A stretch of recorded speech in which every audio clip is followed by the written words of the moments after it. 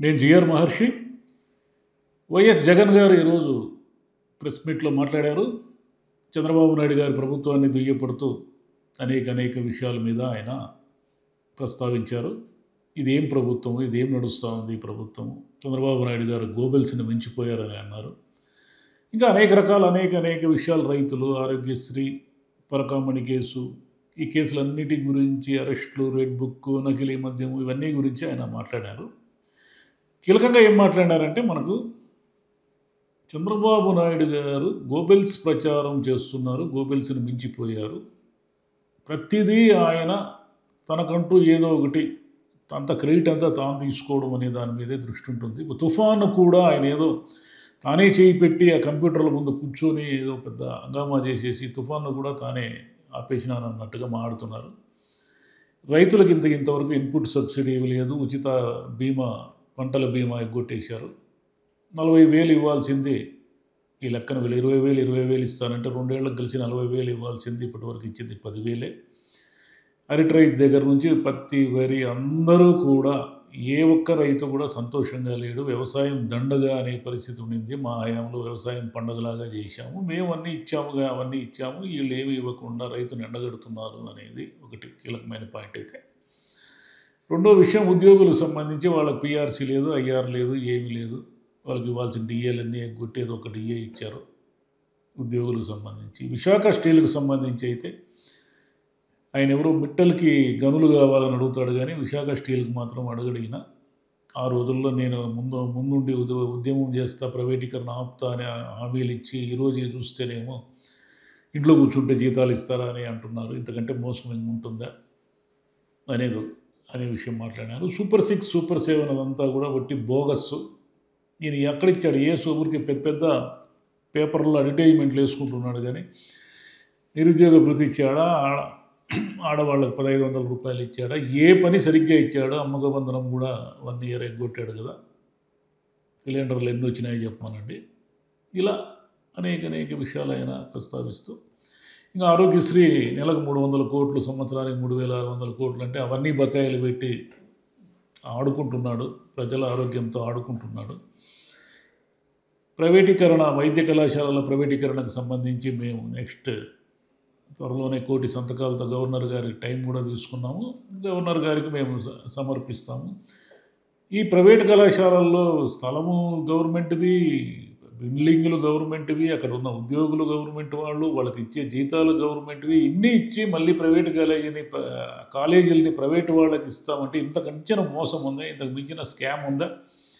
ఇది అన్యాయం కాదా? ఇది ఈయన చేస్తుండేది. గవర్నమెంటే అన్నీ భరించి ఉన్నప్పుడు ఇంకా ప్రైవేటు వాళ్ళకి ఎందుకు ఈ బొనాంజా అంతా ఇస్తున్నాడు ఈయన? మొత్తం స్కామ్ ఇది అన్నట్టుగా మాట్లాడినారు. చంద్రబాబు నాయుడు గారు తన మీద ఉన్న కేసులన్నింటినీ కూడా బెదిరించి మరి అవన్నీ కేసులు లేకుండా చేసుకుంటున్నారు. స్కిల్ డెవలప్మెంట్ కేసులు, షెల్ కంపెనీలకి ఎన్ని కోట్లు తరలిళ్ళాయి అందరికీ తెలుసు.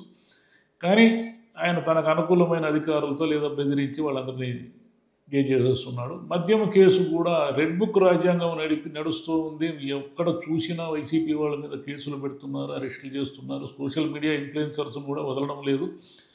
మిథున్ రెడ్డిని అరెస్ట్ చేశారు, చెవిరెడ్డిని అరెస్ట్ చేశారు, కుమ్మినేని, పోసాని, వీళ్ళని కూడా అరెస్ట్ చేశారు. ఇటువంటి కండిషన్స్లో ఎవరైనా సరే నకిలీ మద్యానికి వైసీపీ వాళ్ళు పాల్పడతారా?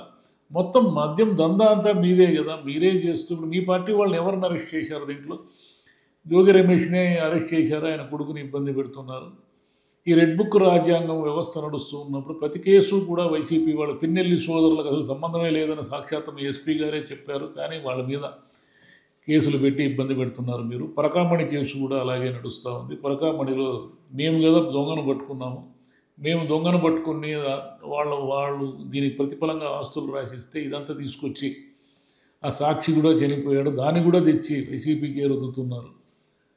కల్తీ నెయ్యి అంటున్నారు. కల్తీ నెయ్యికి సర్టిఫికెట్ ఇస్తే తప్ప టీటీడీ వరకు రానే రాదు. మేము 14 సార్లు తిప్పి పంపాము, మీరు 4 సార్లు తిప్పి పంపారు. అదే ట్యాంకర్లు మళ్ళీ ఆగస్టులో మళ్ళీ తిరిగి వచ్చాయి. మరి ఎవరు కల్తీ చేస్తున్నట్టు? కల్తీ అని, కల్తీ లడ్డు అనేసి దారుణమైన నిందలు వేస్తున్నారు. సింహాచలం ఆలయంలో సెప్టెంబర్ 1వ తేదీ చోరీ జరిగితే మరి దానికి అశోక్ గజపతిరాజును కూడా విచారించాలి కదా, ఎందుకు విచారించడం లేదు? ఇక్కడ మాత్రం టీటీడీలో ఏం జరిగినా సుబ్బారెడ్డి గారిని విచారిస్తున్నారు కదా. మరి అక్కడ మాత్రం ఇది ఎందుకు విచారించలేదు? ఇలా పిల్లలకి నాడు నేడు ఎప్పుడో మూలపడేశారు. పిల్లల ఆరోగ్యం పట్ల కూడా వీళ్ళకి శ్రద్ధ లేదు. ప్రతి చోట చంద్రబాబు నాయుడు గారు విఫలమవుతున్నారు. సేవ్ ఆంధ్రప్రదేశ్ అని ఒక నినాదం ఇవ్వాల్సిన పరిస్థితి ఈరోజు వచ్చింది. ఇంకా అప్పులు అంటారా, అప్పులు దిక్కు తెలియకుండా అప్పులు చేసేసారు.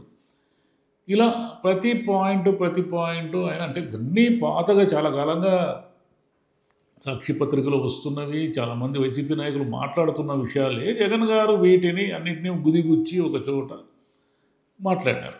చంద్రబాబు నాయుడు గారు దీనికి మరి ఏం సమాధానం చెప్తారు, అదేదో టీడీపీ నాయకులు ఏం సమాధానం చెప్తారో చూడాలి. ఇలా నిలదీయడం అనేది ఇప్పుడు కోటి సంతకాల సేకరణ అనేది ఒకటి నడుస్తూ ఉంది. ఆ కోటి సంతకాలు కూడా వీళ్ళు చేయలేకపోయారు, ఫేక్ అన్నట్టుగా కొన్ని మీడియాల్లో కథనాలు వచ్చాయి. మరి ఇప్పుడేమో గవర్నర్ గారి టైం కూడా తీసుకున్నాం, మేము కోటి సంతకాలు ప్రతి నియోజకవర్గం నుంచి ప్రైవేట్ కాలేజీలకు వ్యతిరేకంగా, మెడికల్ కాలేజీలకు వ్యతిరేకంగా కోటి సంతకాలతో మేము ఇస్తున్నామని ఆయన చెప్తున్నారు. మొత్తంగా చూస్తే ఏమిటంటే చంద్రబాబు నాయుడు గారు ఈ 18-19 నెలల కాలంలో పూర్తిగా వైఫల్యం చెందారు అనేది జగన్ గారి విమర్శ కానీ ఆరోపణ కానీ.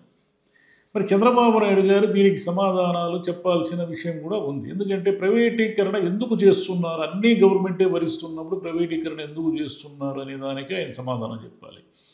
సంపద సృష్టిస్తామని చెప్పి ఇప్పటికి 2,66,000 కోట్ల అప్పులు ఎందుకు జరిగాయో చెప్పాలి. ఇంకోటి అమరావతి విషయం కూడా ఆయన జగన్ గారు అడిగారు. అమరావతిలో ఎవరు భూములు కొనకూడదు, అమ్మకూడదు అనేది, కానీ మొత్తం స్కామ్ చేస్తున్నారు అమరావతికి సంబంధించి, అదొక పెద్ద రియల్ ఎస్టేట్ స్కామ్ అది అన్నట్టుగా ఆయన మాట్లాడినారు. ఇక అమరావతి మీద ఇప్పటికి సుమారుగా ఖర్చు పెట్టారు. ఇదంతా ఎప్పటికీ 28 నాటికి పూర్తవుతుందా, పోలవరం ఎప్పటికీ పూర్తవుతుంది, ఇవన్నీ కూడా చంద్రబాబు నాయుడు గారు సమాధానాలు చెప్పాలి. ఆరోగ్యశ్రీకి సంబంధించి ఎందుకు నిధులు ప్రతిసారి అదొక సమస్యగా మారుతోంది. 104, 108 సర్వీసులను కూడా కనీసం 5 కోట్ల టర్నోవర్ లేని వాళ్ళకి అప్పగించారు, అదో పెద్ద స్కామ్ అంటున్నాడు ఆయన జగన్ గారు.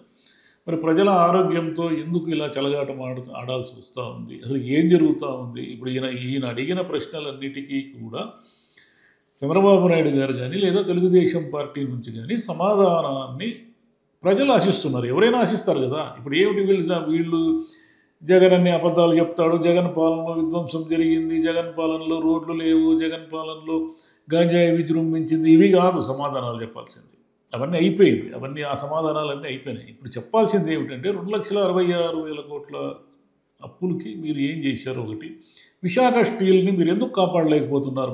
పైన మోదీ గారు ఉన్నారు కదా, మోదీ గారి ప్రధానిగా ఉన్నారు, మీ పార్టీ కూటమిలో అలయన్స్లో అధికారంలో ఉంది. ఇంత అనుకూలమైన పరిస్థితుల్లో కూడా విశాఖ ఉక్కుని కాపాడకుండా ఇంట్లో కూర్చుంటే జీతాలు ఇస్తారని సాక్షాత్ ముఖ్యమంత్రి ఎందుకు అంటున్నాడు?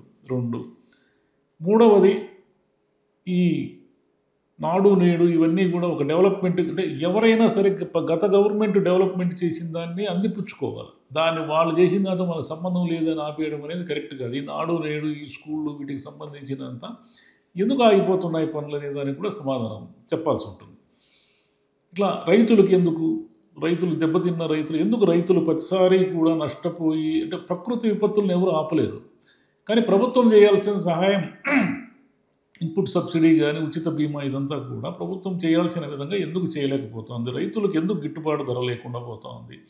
అరటి ఎందుకు దారుణంగా పతనమైంది? నిన్న మొన్న మామిడి రైతులు, అంత మునుపు పత్తి రైతులు, పొగాకు రైతులు, మిరప రైతులు, వీళ్ళందరూ కూడా ఎందుకు రోడ్డెక్కి ఆందోళన చేయాల్సి వస్తుంది అనే దాని గురించి కూడా తెలుగుదేశం ప్రభుత్వం ఒకసారి ఆలోచించి, ఈయన ఆరోపణలు చేశాడు, ఆయనకి ఏం హక్కు ఉంది ఆరోపణలు చేయడానికి? ఆయన పాలనలో జరిగిన విధ్వంసం, ఆయన పాలనలో జరిగిన అప్పులు, ఆయన పెట్టిన బకాయిలు, ఆయన పెట్టిన పెండింగ్, ఇవన్నీ కూడా మాట్లాడుకోకుండా వాస్తవంగా ఏం జరుగుతుంది, వాస్తవంగా ఎందుకు ఇన్ని లక్షల కోట్ల అప్పులు అవుతున్నాయి, వాస్తవంగా ఆరోగ్యశ్రీకి ఎందుకు నిధులు ఇవ్వలేకపోతున్నారు, ఎందుకు కాసింత డబ్బులు ఖర్చు పెట్టి కూడా మెడికల్ కాలేజీలని ప్రభుత్వం నడపలేకపోతుంది, ప్రభుత్వం ఎందుకు డిఏలన్నీ పెండింగ్లో పెట్టింది, వీటన్నిటికీ కూడా అంటే కామన్ మ్యాన్ ఈ ప్రశ్నలకు సమాధానం కోరుకుంటున్నారు. సరే, ఎవరి అభిమానులు వాళ్ళకు ఉంటారు. టీడీపీ అభిమానులు టీడీపీకి ఉంటారు, వైసీపీ అభిమానులు వైసీపీకి ఉంటారు, ఒకరి మీద ఒకరు నిందలు వేసుకోవడం ఇవన్నీ మామూలే. కానీ యాక్చువల్గా ఏం జరుగుతుంది? కల్తీ మద్యం కేసు ఒకటి ఉంది కదా, కల్తీ మద్యం కేసులో మీరు యాక్చువల్గా అయితే మొదట అరెస్ట్ చేయాల్సింది జయచంద్రారెడ్డిని కదా, తంబళ్ళపల్లి మీ పార్టీ ఇన్ఛార్జిని. ఆయన ఎక్కడ అరెస్ట్ చేశారు మీరు? ఆయనకి నేరుగా ప్రమేయం ఉందనే స్పష్టంగా ఉంది కదా, ఆయన ఎందుకు రప్పించలేకపోయారు ఆఫ్రికా దేశం నుంచి? మీ పార్టీ తరఫున ఏమీ అరెస్టులు జరగకుండా దాన్ని వైసీపీ వాళ్ళని అరెస్ట్ చేసేసి వైసీపీ వాళ్ళే దాంట్లో నిందితులని పెట్టారు. ఓకే, ఇవన్నీ కూడా ఏమిటంటే ఊరికే కల్తీ నెయ్యి వల్ల టీటీడీలో కొన్ని లక్షల లడ్లు జనం తినేశారు అనుకుంటే అసలు వాస్తవంగా ఏం జరిగింది? ఒకరి మీద ఒకరు నిందలేసుకోవడం అనేది భక్తుల మనోభావాలతో ఆడుకోవడం. అసలు వాస్తవంగా ఏం జరిగింది? ఇలా ఒకరి మీద ఒకరు కేసులు పెట్టుకుంటూ ఆరోపణలు చేసుకుంటూ ఉండడం అనేది ప్రజలకు పెద్ద నచ్చదు. అది చంద్రబాబు నాయుడు గారు ఇన్ని లక్షల కోట్ల అప్పులు చేసి ఈ డబ్బంతా ఏమైంది అనే దానికి ఒక శ్వేతపత్రం ప్రకటించేస్తే ఇంక ఆయన ఎవరు అడగరు. ఇంక అప్పులు అనే మాటే మాట్లాడరు.